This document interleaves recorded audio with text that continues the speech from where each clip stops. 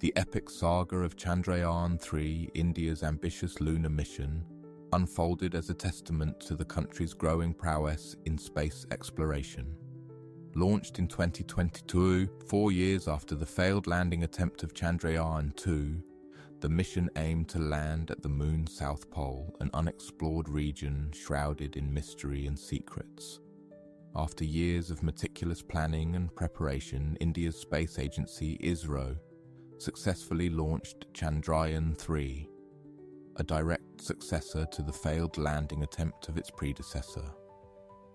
The Vikram lander, with flawless precision, touched down near the Moon's South Pole, a region permanently cloaked in shadow, colder than Pluto, and shrouded in mysteries for decades. Radar scans had hinted at ancient water ice, minerals locked in craters, and perhaps signs of a deeper mystery. But until now, no nation had dared to land there. The terrain was treacherous, the light unreliable, the temperatures deadly. Yet ISRO accomplished the seemingly impossible. The mission's early data confirmed the presence of frozen water, silicate-rich dust, and useful metals like magnesium and aluminum, a perfect recipe for future moon bases. However, buried beneath these early headlines was a darker, more unsettling discovery. A substance never before seen in any known sample, lunar, terrestrial, or extraterrestrial. It didn't match any mineral in Earth's database. It didn't reflect light as it should. It seemed to absorb electromagnetic radiation, even bending it in unpredictable ways. One engineer described it as a sponge for energy. Michio Kaku called it a terrifying anomaly. Why was this discovery so terrifying? Because if this substance formed naturally, then it means our entire understanding of material science is wrong. But if it didn't form naturally, that means someone or something placed it there. This discovery alone would be enough to spark international crisis talks, but it was only the beginning. After the initial scans, Israel activated Chandrayaan-3’s ground-penetrating radar, designed to peer beneath the lunar crust. What it found sent shockwaves through mission control. Beneath the rover's wheels, several meters down, a massive hollow void was detected. But it wasn't random. The radar returns revealed geometric formations, straight lines, symmetrical angles, repeating grids. The early diagrams looked less like caves and more like blueprints. Kaku, after reviewing the scans, described them as metallic, organized, deliberate, and likely ancient. To make matters more disturbing, the void was massive, large enough to house a small city. Stranger still, instruments began picking up strange thermal fluctuations, rising and falling with no solar input. The moon, geologically dead for billions of years, was showing signs of internal energy. Could it be residual heat from unknown materials, a functioning system, or a still active artificial structure? For the first time, scientists began asking the unthinkable. Did we just uncover an ancient alien base, or worse, a forgotten human one? In the days following the underground scans, the Pragyan rover began to behave erratically. It stopped responding to commands. It sent back corrupted data packets. Its movement, once steady, became unpredictable. Israel officials attributed this to mechanical stress. But off the record, insiders were not convinced. One anonymous engineer claimed the rover's malfunctions began precisely when it passed over the deepest part of the anomaly. Another suggested the unknown material may have created electromagnetic interference, disrupting the rover's systems. Then came the silence. Pragyan stopped transmitting. This was not just a hardware failure, it was a mystery layered on a discovery layered on a warning. If what lies beneath the moon's south pole is ancient and still active, then every step we take may be triggering a system we do not understand. Michio Kaku has now called for a global coalition, urging that no nation act alone in exploring the anomaly. He warns we may have just awakened something not meant to be touched. As news of Chandrayaan-3's silence spread, governments around the world began paying close attention. The discovery of a mysterious substance, a geometric void, and the sudden blackout of the rover triggered international security protocols usually reserved for nuclear events. High-resolution satellite imagery from other space agencies, NASA, CNSA, ESA, was quietly redirected toward the landing zone. Reports leaked that American military satellites picked up an unexplained electromagnetic anomaly just hours before the rover stopped transmitting. Meanwhile, Chinese officials requested emergency access to ISRO's raw data logs, fearing that whatever had been found might affect Earth's electromagnetic balance. Some speculated that the anomaly might even be influencing communication satellites or Earth's magnetic field. In closed-door meetings, the word containment was used. This was no longer just a lunar research mission. It had become a planetary security concern.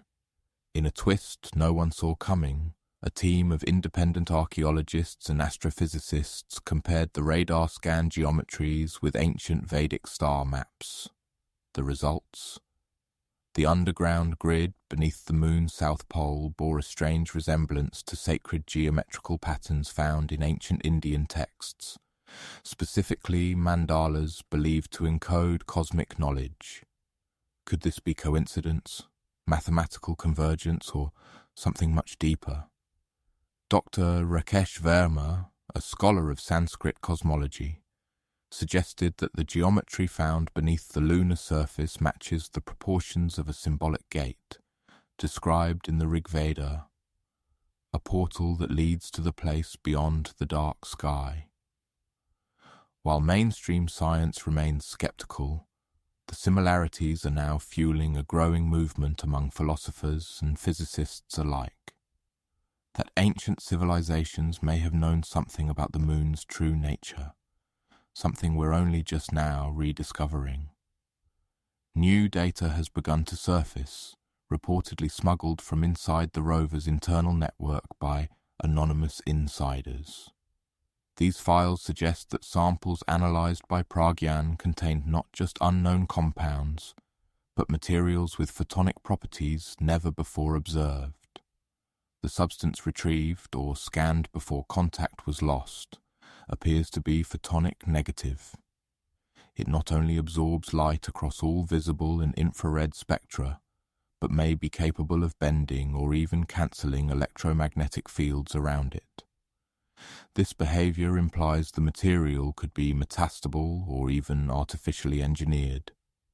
One leaked description referred to it as optical dark matter. If confirmed, this would mean that the moon's south pole holds a material that interacts with light and energy in ways we previously thought impossible. A material that could, in theory, shield entire regions from detection, or even cloak a structure from any kind of optical scan.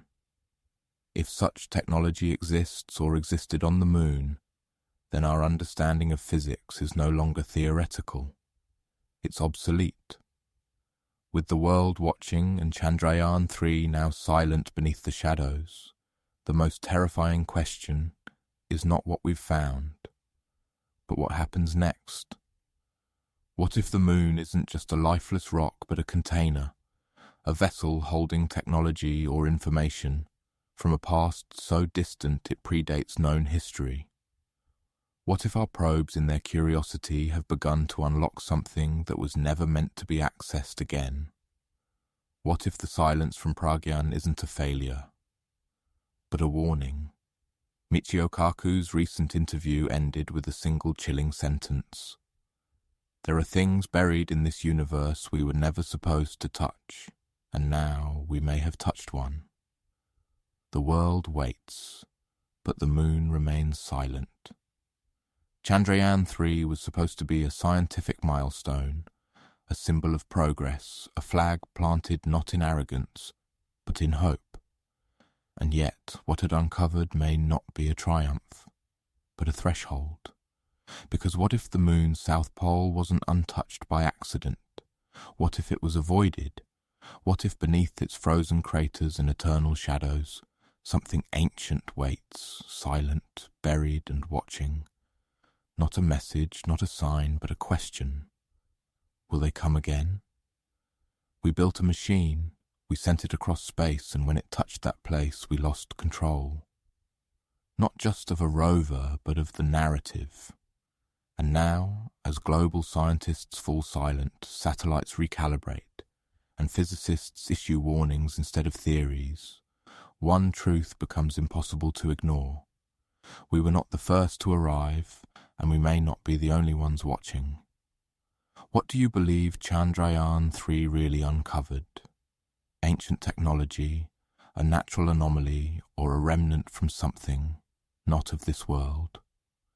Let us know your thoughts in the comments. Meanwhile, as the world grapples with the implications of Chandrayaan-3's discovery, a race to understand, control, and ultimately exploit the mysterious substance has begun. Nations have started to mobilize their resources, with some even turning to the black market for information and technology. The possibility of harnessing the substance's unique properties for energy, communication, and even defense has sparked a new space race, one that may have far-reaching consequences for humanity and the future of our species. As tensions rise and alliances shift, the question remains: who will control this new technology, and what will they do with it? With the world on the brink of a new age of exploration and discovery, one thing is certain. The future of humanity is shrouded in mystery, and the moon, that silent ancient sentinel in our sky, may hold the key to unlocking it. In the days, weeks, and months to come, the world will watch as the moon continues to hold its secrets, silent and unyielding. And as we stand upon this precarious threshold, staring up at the moon's cold, dark face, one question echoes through the cosmos: what lies beneath? And will we as a species be ready for the answers? As we delve deeper into the mysteries of the moon, we must also ask ourselves, what price are we willing to pay for progress? And what price are we willing to pay for the truth? For as we reach out to the stars, we must also remember that some mysteries are better left untouched, and some secrets are best left buried. In the end, the story of Chandrayaan-3 is not just a tale of discovery and exploration. It is a story of humanity, of our ambition, our curiosity, and our insatiable desire to understand the universe around us. It is a story of our potential, our limitations, and our place in the cosmos. And as we continue to gaze up at the moon, that silent ancient sentinel in our sky, we must remember that we are not alone. That there are things out there, things we cannot see, things we cannot touch, things we cannot understand. And that sometimes the greatest mysteries are not the things we find, but the things we lose.